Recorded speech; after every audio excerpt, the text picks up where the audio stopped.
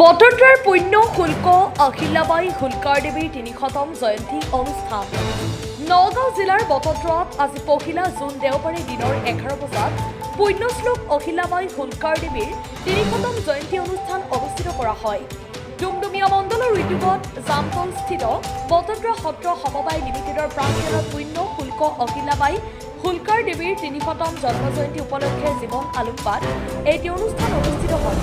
অনুষ্ঠান ভাগত বিশিষ্ট অতিথি হিচাপে উপস্থিত থাকে ভাৰতীয় জনতা পাৰ্টি অসম ৰাজ্যিক কাৰ্যনিৰ্বাহক সদস্য সন্মানীয় শ্ৰীযুত সুৰেশ বৰা ডাঙৰীয়া, নগাঁও জিলা বিজেপিৰ উপসভাপতি অমৰজিৎ গোস্বামী আৰু অসম ৰাজ্যিক কনভেনাৰ শ্ৰীমতী নমিতা বৰা ডাঙৰীয়া, ডুমডুমীয়া বিজেপি মণ্ডলৰ সভাপতি আছাদুল হক চৌধুৰী, বিজেপি দলৰ প্ৰাক্তন মণ্ডলৰ সভাপতি ভূপেন বৰা আৰু উক্ত সভাত মণ্ডলৰ সকলো বিষয়ববীয়া, মণ্ডল মৰ্চাৰ সভাপতি, সাংসদ, সম্পাদক, বিভিন্ন স্তৰৰ কাৰ্যকৰ্তাসকলৰ লগতে বুথ সভাপতি, বিজেপি দলৰ বিভিন্ন প্ৰান্তৰ কৰ্মীসকলৰ লগতে স্থানীয় ৰাইজসকল উপস্থিত থাকে। Bureau report, Batadrava live. Nagaon জিলাৰ ধিং সমষ্টিৰ অন্তৰ্গত ডুমডুমীয়া মণ্ডলৰ এই স্থানত সকলো উপস্থিত হ'লোঁ। আজি এটা আমি বিশেষ কাৰ্যসূচীৰ কাৰণে ইয়াত সমবেত হ'লোঁ। সকলো আমাৰ কাৰ্যসূচীটো এতিয়া আমি ৰূপায়ণ কৰিলোঁ। বীৰাংগনা অহিল্যাবাই হোলকাৰৰ আজি যি আমাৰ নিৰ্দেশ আছিল, সেই নিৰ্দেশৰ মতে তেখেতৰ জন্মতিথি আমি ইয়াতে পালন কৰিলোঁ। তাক লৈ এখন সজাগতা সভাও হ'ল আৰু সেই বীৰাংগনাগৰাকীক আমি সকলোৱে আজি শ্ৰদ্ধা জনালোঁ।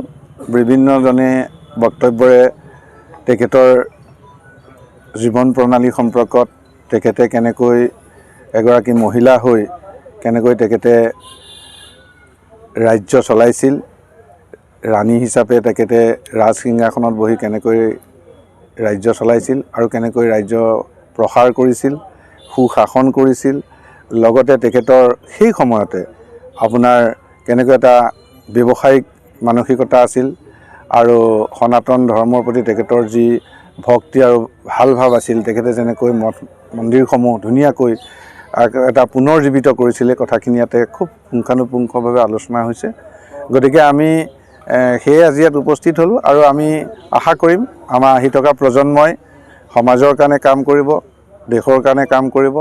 আমাৰ ৰাষ্ট্ৰ প্ৰথম, প্ৰধান, আমাৰ দেশখন প্ৰথম, তাৰপিছত আমাৰ বাকী কথাবিলাক আহিব।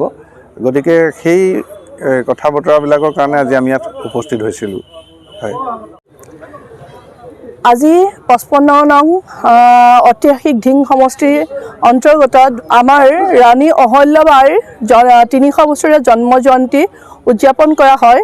এই জন্ম জয়ন্তীৰ উপলক্ষে আমাৰ ডুমডুমীয়া মণ্ডলৰ সমূহ ভাৰতীয় জনতা পাৰ্টীৰ কাৰ্যকৰ্তা, আমাৰ ভাৰতীয় জনতা পাৰ্টীৰ ৰাজ্যিক সদস্য সুৰেশ বৰা ডাঙৰীয়া, ভাৰতীয় জনতা পাৰ্টীৰ নগাঁও জিলাৰ উপসভাপতি অমৰজিৎ গোস্বামী ডাঙৰীয়া আৰু ডুমডুমীয়া মণ্ডলৰ আমাৰ সমূহ কাৰ্যকৰ্তাৰ লগতে আমাৰ শুভাকাংক্ষীসকল ইয়াত উপস্থিত আছিলে।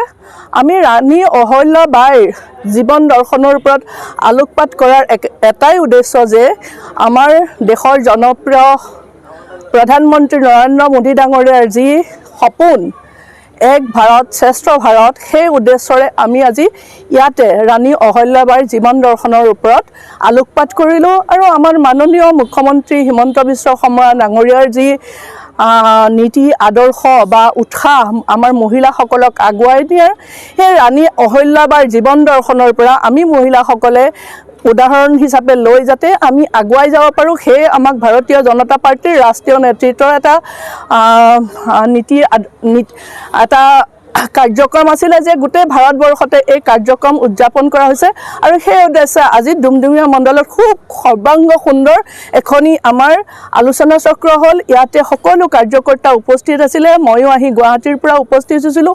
মোৰ সৌভাগ্য যে ৰাণী অহিল্যাবাই হোলকাৰ জীৱন দৰ্শনৰ ওপৰত দুই এষাৰ ৰাখিবলৈ মোক ডুমডুমীয়া মণ্ডলৰ সভানেত্ৰী ত্ৰিবেণী চৌধুৰী ডাঙৰীয়ানীয়ে এক সুযোগ দিলে আৰু আমি এই ৰাণী অহিল্যাবাইৰ জীৱন দৰ্শনৰ পৰা আমি মহিলাসকলেও যাতে নিজৰ দক্ষতাৰে, ন্যায়েৰে আমি সমাজক নিজৰ কৰ্মদান কৰি জীৱনটো আগুৱাই নিব পাৰোঁ, সেই উদ্দেশ্যৰে আগত লৈ আমি এই অনুষ্ঠান আজি অনুষ্ঠিত কৰা হৈছিলে।